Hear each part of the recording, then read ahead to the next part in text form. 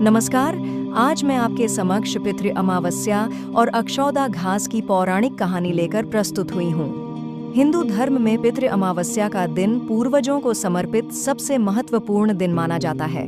इस दिन से जुड़ी एक बहुत ही प्रसिद्ध और प्रेरणादायक कहानी अक्षौदा नामक घास, जिसे कुशा या दर्भ भी कहते हैं, से संबंधित है। यह कहानी हमें बताती है कि पितरों को अर्पण करते समय अन्न और जल में अक्षौदा घास रखना क्यों अनिवार्य है। यह कहानी महाभारत काल के महान दानवीर राजा शिबी से जुड़ी हुई है। राजा शिबी अपनी दानशीलता और सत्यनिष्ठा के लिए पूरे संसार में विख्यात थे। उनकी ख्याति स्वर्ग तक पहुंची और देवताओं ने उनकी परीक्षा लेने का निर्णय लिया।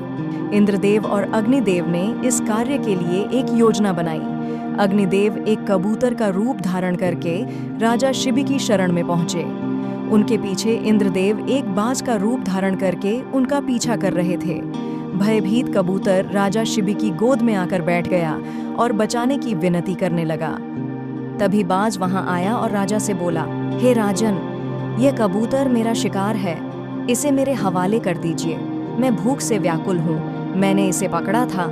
आप धर्म का पालन करें और मेरा अधिकार मुझे लौटा दें। राजा शिबी धर्म संकट में फंस गए। एक ओर शरणागत की रक्षा का धर्म था, तो दूसरी ओर किसी के भोजन के अधिकार को छीनने का पाप। उन्होंने बाज से विनती की कि वह कबूतर को छोड़ दे और बदले में कोई और भोजन ले ले। बाज ने कहा, ठीक है राजन, यदि आप मुझे उतना ही ताज़ा मांस दे दें जितना इस कबूतर के शरीर का वजन है, तो मैं इसे छोड़ दूंगा। राजा शिबी ने तुरंत सहमति दे दी। उन्होंने तराजू मंगवाई।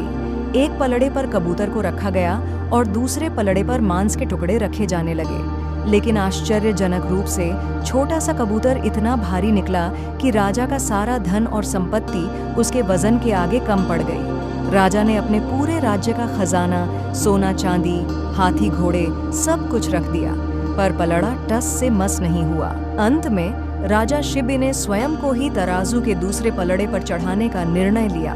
जैसे ही वे पलड़े पर बैठे, कबूतर का पलड़ा ऊपर उठ गया। यह देखकर बाज और कबूतर ने अपने वास्तविक रूप धारण कर लिए।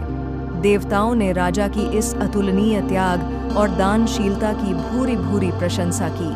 कहा जाता है कि जब राजा शिबी ने अपना शरीर दान कर दिया, तो उनके शरीर से रक्त की कुछ बूंदें धरती पर गिरीं। उन पवित्र रक्त की बूंदों से ही अक्षौदा कुशा घास उत्पन्न हुई।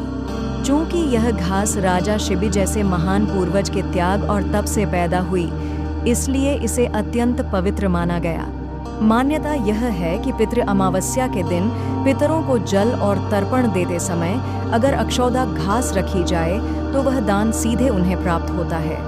यह घास उस अर्पण को पितरों तक पहुंचाने का एक क्षणशंग माध्यम बन जाती है। इसीलिए श्राद्ध कर्म में इस घास का विशेष महत्व है और इसे पितरों का आशीर्वाद प्राप्त करने का एक साधन माना जाता है। यह कहानी हमें अपने पूर्वजों के प्रति श्रद्धा, त्याग और कर्तव्य की महान शिक्षा देती है।